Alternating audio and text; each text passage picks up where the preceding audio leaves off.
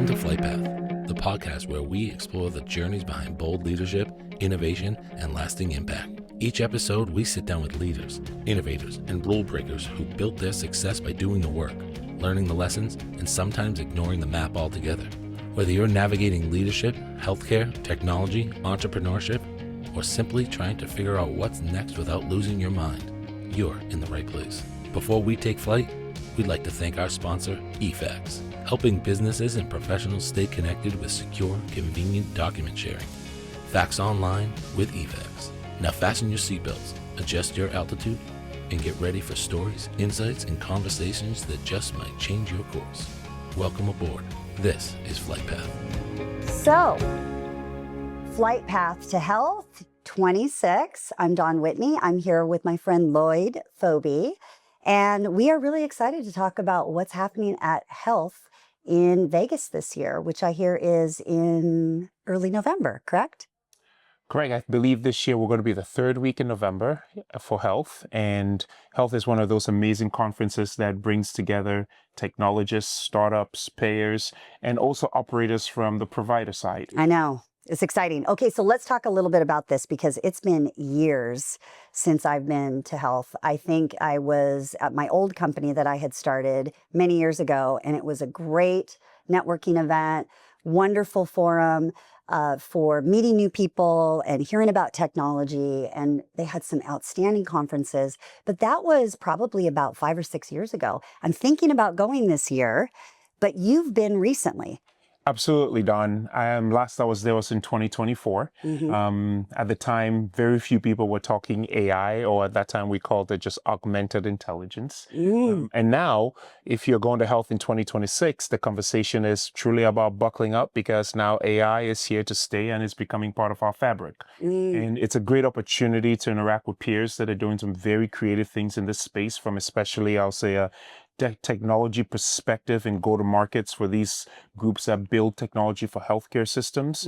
A great place to have payers interact with, providers, which sometimes could be contentious, but at Health is actually a very great symbiotic relationship that builds. And right there in the middle, the providers themselves trying to learn, what should I be doing within my organization to ingest technology and position ourselves to provide better care for our patients and all of us that actually consume healthcare in America. Wow, that's so great. And I think as a former CIO, and now you're a health executive doing all this exciting advisory work, this is going to be right up your alley. You're going to be reunited with old friends and some new clients potentially, right? Absolutely. I love attending Health because, first of all, the human connection with people. If COVID taught us anything, we are not isolated individuals that live on an island by ourselves. And these types of events actually draw the best out of all of us as human beings because it gives us the opportunity to hear about innovation. It gives the opportunity to check our own book to see where we're at on that scale. What I can comfortably say is that nobody has arrived. So don't feel as if you have to be perfect when you arrive at Health. You don't need to know everything. You don't need to know some things. You have to know what you are just supposed to know at that point in your journey. It's okay to make friends. It's okay to ask questions because it's only in those moments that we're in that true vulnerability. And one of the things you coach about being vulnerable, that we actually get to actually crack the nut on how to improve the system that we're also dependent on in healthcare. That's so good.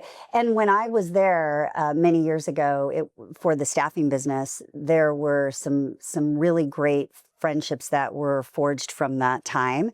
But now that I've moved into this executive coaching world and I have this new company, ElevateX, do you think it's something that would be beneficial for me to be at as a coach? Absolutely. And I might be taking from your playbook because I believe everybody in life needs a coach. You're blinded to your own insecurities. You're blinded to your own shortcomings, and somebody should be along the way to help guide you, especially when you have to make technology decisions, because it drives the decisions that we make in clinical settings. It drives the decisions that we make in patient engagements. So the blend between having a personal coach, but also having advisory services to say, here's what your peers that are your size, that are in your revenue category are doing. Here's what they're looking at, but also helping you understand, what are you trying to drive at? Why are you just buying tools to have a bag of Skittles to say, yep, I bought a bunch of tools? Or are you actually trying to drive to a particular outcome, which top executives, that's it. They have a very clear, defined outcome. So before we even get into conversations at Health, I would encourage everybody to spend some time and look for the groups that are actually talking about governance and guardrails, right? Because if you're in the chat GPTs or in the Claude these days, they are very, very emphatic about being positive until you're thinking about the right things. But truthfully, us as humans, we still drive the brain power behind how technology is supposed to work. And sometimes we forget that.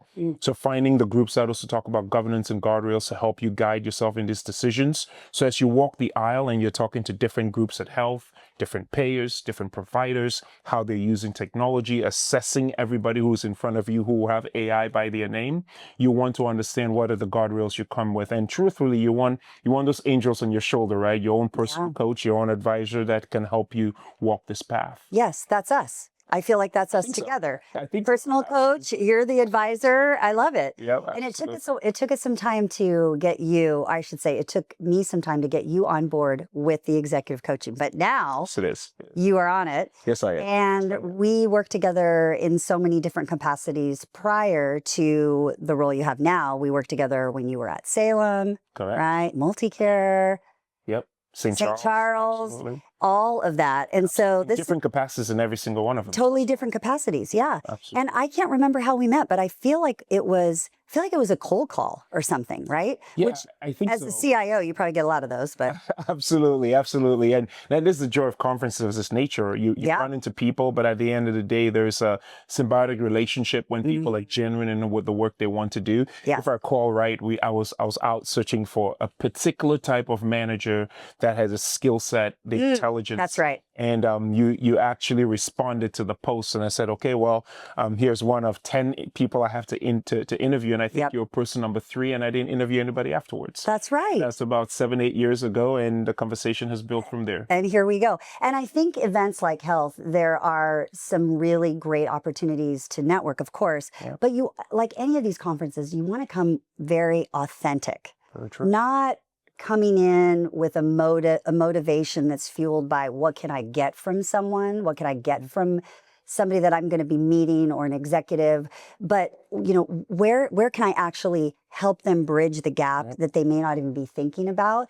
So having that approach where you're coming to the table at events like this, where you're just genuinely authentically walking into the environment just to meet some people and make friends and colleagues. I mean, that's what it's about. That's why you and I have been friends for all these years. Very true, very true. Authenticity in the work you do is paramount. Yes. When it aligns with your work, you're truly happy in the work you do. When it doesn't align, then there's always a conflict and a rub that goes about how you do your work. And I think the joy that you bring in your work, and also the joy I bring in my work, is also reminding our peers that that's important. When we show up at these conferences, everybody tries to put on a front, but we have to remind them about the vulnerability to express yourself and say, here are the things I'm great at, here are the things I'm struggling with. That truly brings out life in these conferences. And again, why I love health is you see this intersection between the payers and the providers, a natural intersection of friction. But I also have to be honest, it's actually in health where I met some payers where today I get to do some work with. Oh, good. It's a provider, CIO working with a payer in a relationship. Those are things you talk about in the work we do. And then you recognize on the other side of the aisle, it's just a human being just like you. That's right. And to do their best work. And they get up every day with the joy of saying, I want to provide a very good service for my customers, for my patients, for my people in my community. Same goals that you and I get up with. And when those align, and that's where we talk about authenticity in the work we do. And health is a great place where you get to scratch the surface here and build some of those. It's a full circle moment, what you just described, the payer and the provider side. And it's all coming full circle for you for this year's health. And it sounds like it's time for me to go back. Yes, I think it is. Seems like I think I should it is. be there. Absolutely, you should be there. I think you're going to absolutely enjoy meeting individuals that are in need of guidance along the way. And I think you know this very well from executive coaching into executive recruiting. Life at the top is lonely. Yes. In there, right? And you need somebody to remind you about the values that you carry to get yourself there, to remain strong against the headwinds, to remain truthful to the beliefs and things you have, and understand that there are peers along the way that you can make that will actually do the path and walk the path with you. Wow. All right. I think I'm going. I think I'm going to health. So thank you for joining us here on Flight Path. Another great episode. Thank you, Lloyd. It's wonderful to see you. Thank you so much, Dawn, for having me in Flight Path. Looking forward to seeing the next landing strip.